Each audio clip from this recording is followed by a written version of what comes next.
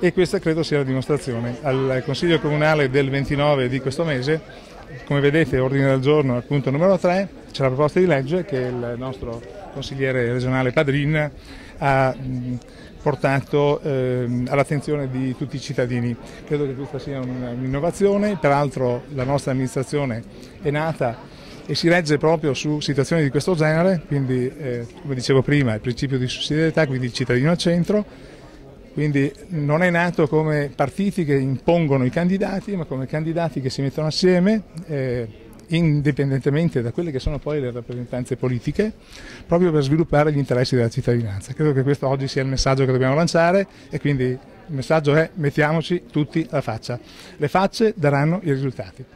Direi che tutto quello che si sta sviluppando in questo periodo parte proprio da questo. I sindaci stanno dimostrando oggi di essere le persone in grado di fare il cambiamento.